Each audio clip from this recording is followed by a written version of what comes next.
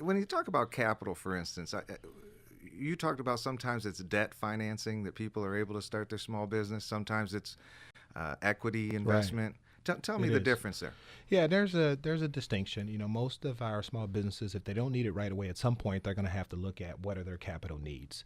And there's two sides to the equation. We talk about debt financing, which is going to be your traditional loan from a bank that's generally speaking going to be secured in somehow, some way, either through your house, something along those lines, a car, depending on the amount.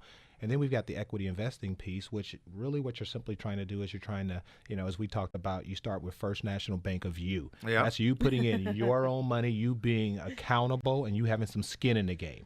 Then we get past that, you tap out your own resources, then you might go to friends, family, and fools, we like to say, the three F's, right? Friends, family, and And fools. we're all, old enough to probably have been one of each of the three of those at some point in our own At some lives point, I right? as we bet you, try to help others. I bet you don't say that though when you're asking them for the No, money. you No, do yeah, not. yeah. No, you don't. You'll never get a dime. Yeah. And then eventually you graduate and you may look at angel investors, you may look at venture capitalists, but there's two sides to the equation, and I think that any company or business has to look at which side of that equation is right for them based on where they are at that point in time. You may start out with debt financing at some point, but you may see that your needs are far greater than what you're ever going to get with debt financing, and you may choose to go equity investing.